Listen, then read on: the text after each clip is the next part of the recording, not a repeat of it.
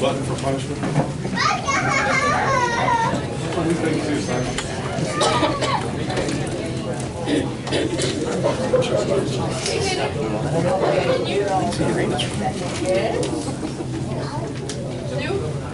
Oh, yeah. Yeah, the other way.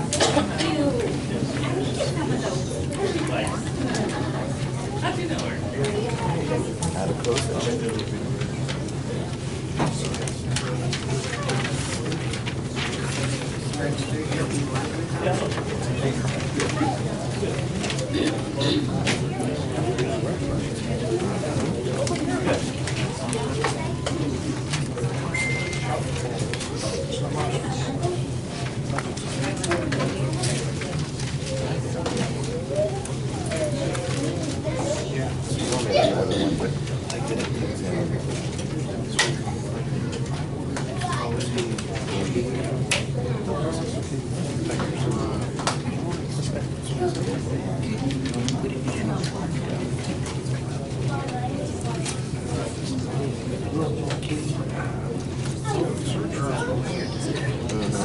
Oh, that's it.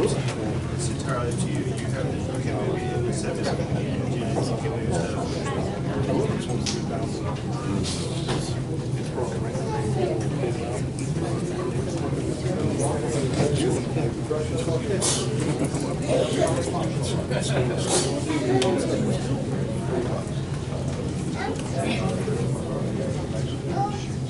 Okay, we're reconvening at 7:40 into open session at 7:45, and there's no action to be taken from the closed session.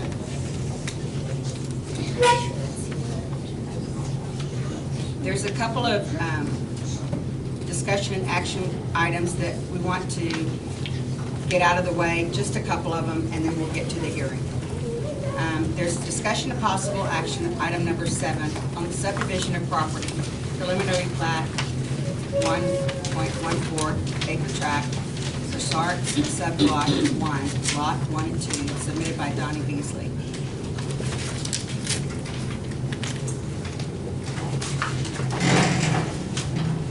Donnie Beasley's here? I thought I saw him.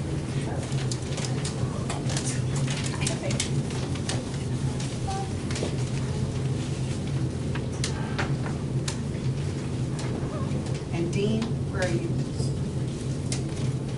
Dean. He went to closed session. He went to office.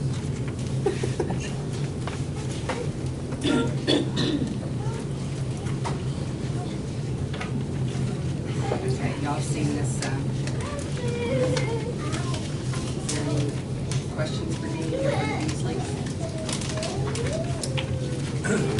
Dean, if you looked at this subdivision, did you look at the subdivision request from the planning and zoning? The planning and zoning did recommend adoption of the subdivision of this property at 100 Live Oak.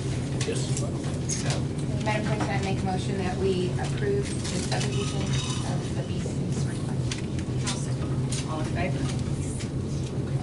Passes. There you go. Emily Carr.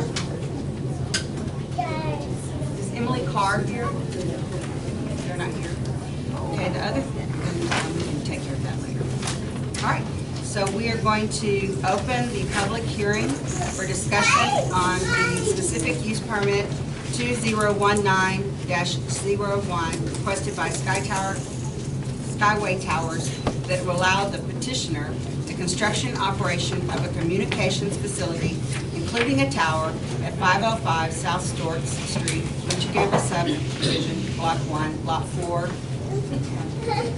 Southeast Point 5. Get that wall, Post so I Texas. don't want it to In General Business District. The public hearing was held, and this petition was considered by the Planning and Zoning Commission on January 15, 2020, and comes now to the City Council with a recommendation of approval with conditions by the Commission. Good evening, Mayor. I'm Bev Francis, 112 East Pecan, San Antonio, members of the council. I'm the attorney for Skyway Towers, LLC. it's convenient, we might drop the lights, PowerPoint, if that's okay with the chief and so forth. We did it. Is that okay? Yes. Before we get going, I'd like to introduce to you a couple of people. Scott Bohuniak is president and COO of Skyway Towers. Turn the light back on, please. I'm sorry. Well, that's okay, just so we can see. There we go. There's Scott, and Scott will be available to answer any questions that you all may have, or members of the community. Also, we have Jason Wellborn, External Affairs Vice President, AT&T. We have Vince Evinger of Vincent Gerard, who will address you momentarily about the site selection. And then we have Jim Stewart. Jim is the regional director of the Radio Access Network for AT&T. And Jim will discuss with you why this tower is so critical in order to resolve the gap that AT&T is experiencing in your community, like many of us are experiencing inside this meeting room. And the reason that this gap is occurring is there's such a demand for wireless. All of us have our phones out. Your community has your phone out. You're looking to do downloads. You were looking to correspond, do homework, emails, and business. But just a quick view of how much the demand is. Well, right now, 96% of us, 96% on cell phones, just cell phones. And almost 90% of us have smartphones, and I saw during the break how many of us were utilizing them. But how does that affect your city? Well, the average Poth household has multiple devices. If you'll take a second and think about your own households, how many devices you have your smartphones, your tablets, your routers, and all the various elements. And on top of that, we all tend to open a minimum of 12 apps a day, whether it's Facebook, your school app, those types. Over on top of that, Mayor and Council, there's over 50% of us have cut the cord. We're no longer utilizing landlines. And in fact, I heard a statistic that of the recent graduating class of high school, only 1 in 5 have ever touched a landline. And it's going to get more and more necessary to have the wireless connectivity. On top of that is you bring in new families, like many of you all, or families that are looking to sell their homes at the right times. You're going to need to have the connectivity for the smart utility meters, the Ring doorbell cameras, those things that not only provide benefits to you and your community, but also make the home's value for the next generation that comes in and buys it. And as I mentioned at the Planning and Zoning Commission, what's of interest to me and my generation is the new medical devices, wireless medical devices. We all saw them during the Christmas time, the cardio, you still see the ads, you open an app, put 2 fingers on a $99 box, and it sends an EKG. So all of that is a benefit to communities and what your community is depending upon. But overlying all of that is you have to have the connectivity for E911. Almost 90% of E911 calls, 90% are placed by wireless devices. They're only months away from taking that to the next level where you'll be able to text E911. People think, well, what does that do? Well, you may be incapacitated, you may be kidnapped, you may have fallen, you may not be able to connect. So the FCC is taking this very seriously. On top of that, living in San Antonio, growing up in this area, I know how critical the reverse E911 alerts are. When there's a flood, a tornado, we received a notice about 2 years ago, for the first time, take cover at 2 in the morning because there was a tornado about 2 miles away from our town. Unless your residents, your constituents have that ability to receive those, or if they're in a situation where they only can go outside to get the AT&T connectivity, it's worthless and it creates a significant public safety event. Additionally, what's exciting to AT&T and to your community and to your county emergency services is this tower is going to be part of the FirstNet system for public safety. And talking with various members, what that is a nationwide program, first ever, where there will be space specifically dedicated for public safety. In open areas such as this, Georgia, and so forth. It's critical that, and it's a big bonus for public safety.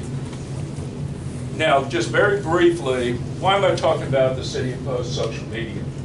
Well, we learned in Hurricane Harvey something very critical, and I hope that you all never experience it, is no longer are cities and school districts social media pages for telling us when the, what's coming up, the Valentine's Day parade is. It's no longer, that's part of it, but what's a critical piece is when there's an emergency. As we saw in Houston last week, that horrible explosion, the E911 systems are working, they're overloaded. And what the cities have found is that residents resort to, and cities resort to using texting, excuse me, and messaging directly with the city through the applications.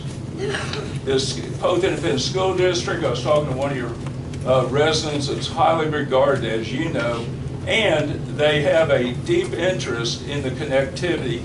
And this is just a snapshot of what they're supporting, over 100 iPads, Chromebooks, so wireless connectivity and making sure that your youngsters, your grandkids are in a school district that has the full connectivity and you're able to connect with them. And Poth is saying download, sign up, receive messages, and they've even gone to the step of going to the various app stores and downloading, the same parents, download the school district apps. Now, I'd like to touch on your zoning ordinance.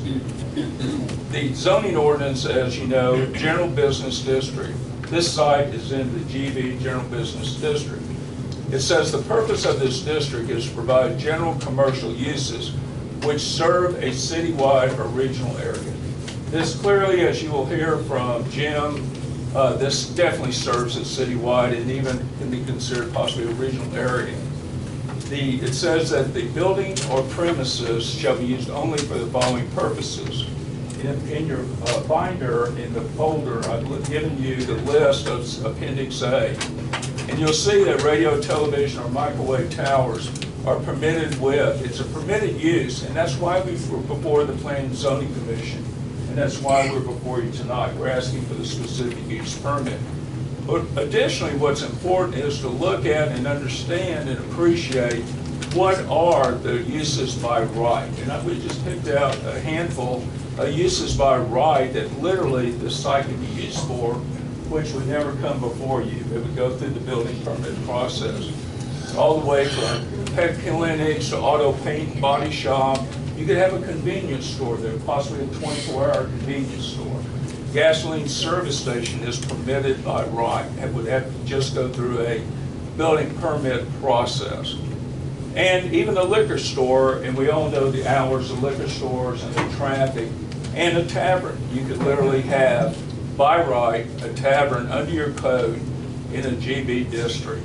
And think about the intrusiveness. There's a possibly, and Scott can address this, on the average there's only one truck trip to a tower per month after it's constructed.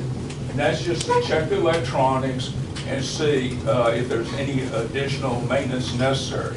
So one truck trip a month versus the traffic that would be experienced by right, let's say the gasoline service station or a tavern. The site plan we wanted to review with you, excuse me, as you know, as I mentioned, it's in a GB district zoning and, there we go. The car wash, all of the track is zoned GB commercial. To the west, you have Highway 181. To the south, you have zoned GB commercial. To the north, those two lots are zoned GB commercial. And again, the second lot is GB commercial. And to the east is zoned R1 residential. Now, there's often a question of what happens in the event the unlikely catastrophe occurs and a tower fails. And what we provided you in your package is a sealed engineer's letter, which Scott Bohuniak has worked closely with Safer Industries. And they have designed the self-support tower so that in the unlikely event it fails, They're designed to literally crumple upon itself, resulting in what's referred to as a zero bend zone. Now, one thing of interest, those of you that saw the pictures of the explosion in Houston, if you look closely, virtually the only thing standing was the telecommunications tower. And I don't know how many of y'all actually saw that, but right in the middle of that was the telecommunications tower. And that's because companies like Skyway go to the expense to have the towers over-engineered at the lower levels to make sure, along with the foundations, that have to be approved by your city engineer before we receive the building permit, so that it will have essentially this bend zone and literally fall upon itself. Now I'd like to introduce Vince Huminger. Vince is with Vincent Gerard, and he'll walk through with you. Also in your booklet that we provided you as a flyer is a detailed analysis that he'll walk through, but he wanted to highlight for you, particularly for this presentation, a few of the key slides. Thank you. Mayor, Council, my name is Vince Huminger. Representing Skyway tonight, 1750 Capital Texas Highway, Austin. You've got, as Ben mentioned, you've got a detailed, excuse me, site candidate summary in your packet. It goes on each candidate that we looked at, specifically looks at everything possible that can be done with that, everything that wasn't possible to be done with that.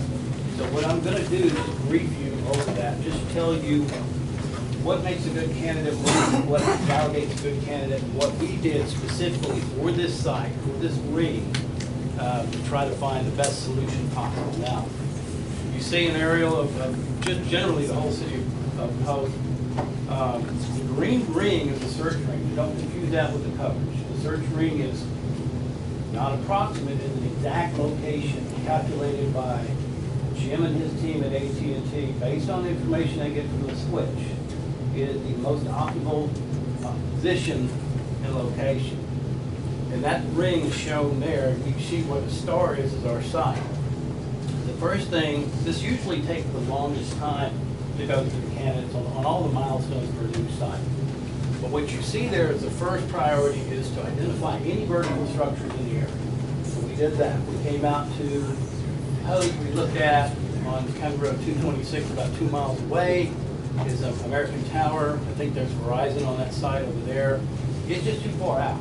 It doesn't work for this system. It doesn't work for AT&T. They're not the same as the other carriers. They have their own independent network. Second thing we found was the city water tower, which is over there by the feed mill. About 80 or 90 feet tall, really short, not really needing air feed. It's also pretty loaded with county and city communications. There's a lot of stuff on top of that tower.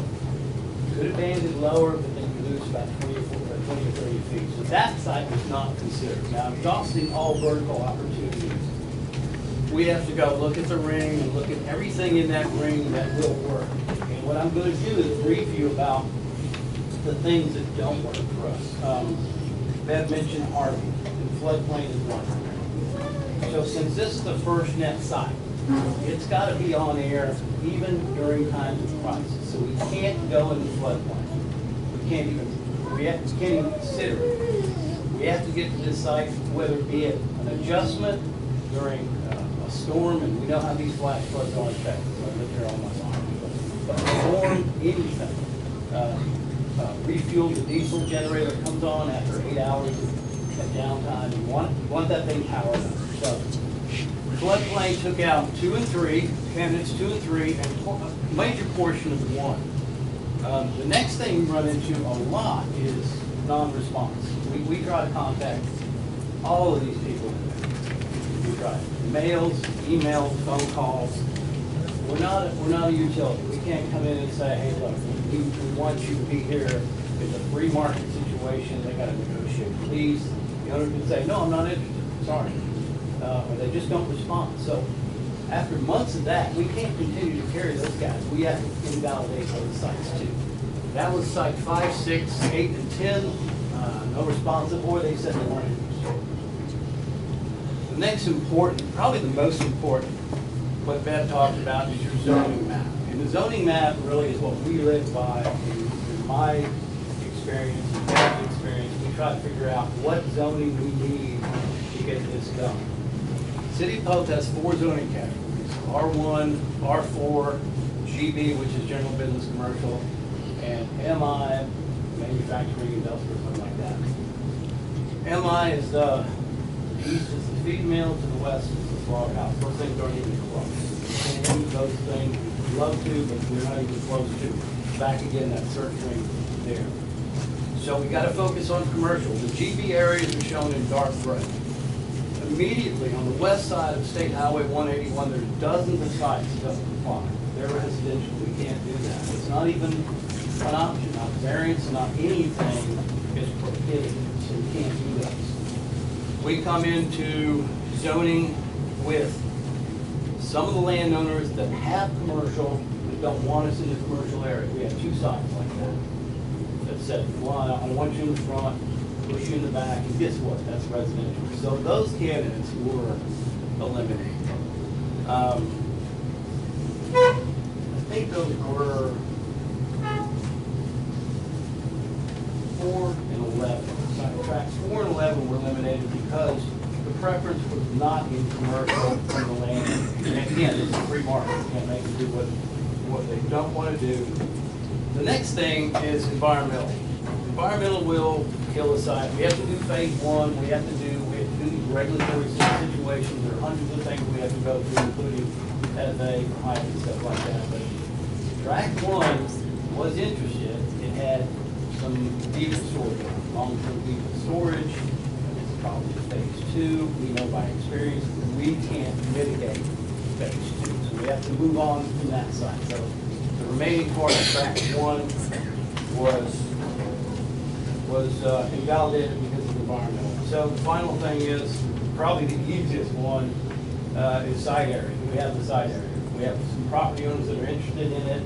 They have commercial use, they have a parking lot, but we're taking up 50 space, 50 or 60 feet square, which would allow them to use their parking, which would interfere with their use. It's side area. The side area is the most easiest one to identify. If you don't have additional space that complies with code, you can't go there. So that eliminated the final 2. So basically, all these things put together, the red blocks are residential zoned areas. The blue is the floodplain. The green star is our site. We've eliminated 10 out of 11 sites, all in the ring. The only one that will work for us, the only one that signed a lease that was willing to do so, long-term, zoning is compatible, is the site we're at right now. And at this time, I think I'm going to turn it over to AT&T. I'll answer questions after we get through the process. Thank you, Dennis. I'd like to introduce, as I mentioned to you, Jim Stewart. Jim is the Regional Director of the Radio Access Network for AT&T. And Jim will walk through with you why this site is so critical and how it will accomplish what their objective is to provide the wireless service to the community. Good evening, Jim Stewart. So I'm going to be the technical guy, I guess. So if you look at this map here, what you see, these triangle, little cheese wheel looking things, that's our cell sites. And there's a laser pointer on there. Is there a laser pointer on there? Yes,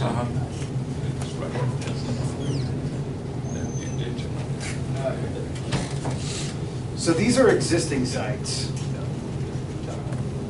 Here's the town, and this is the proposed site.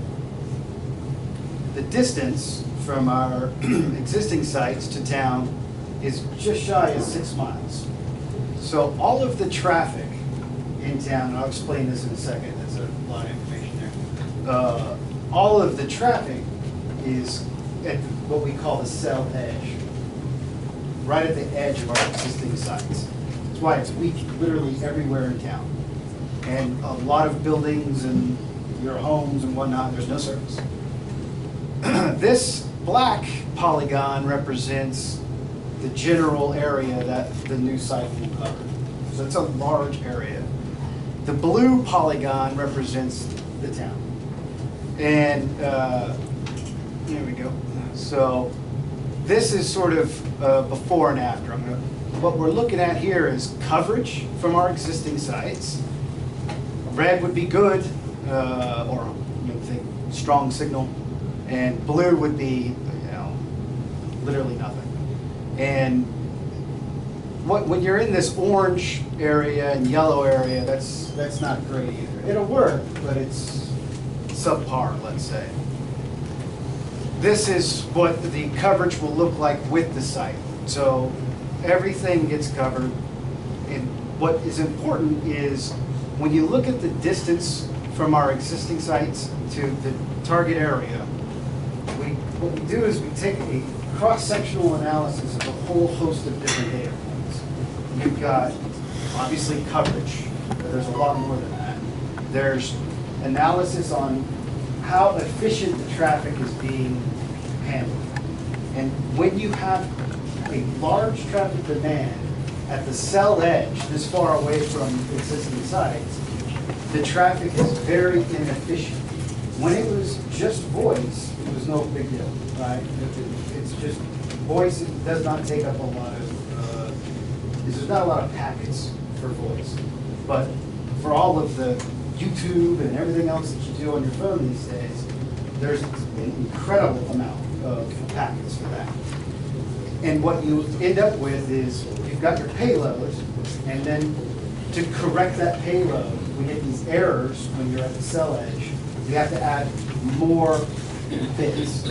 So what happens is, you can think of it as one user becomes the equivalent to multiple users in terms of data volume, because we have to add so many correction bits to get your YouTube video or what have you, if you play accurately, right? So what you want is you want to be as close to the site as you can be where the traffic demand is.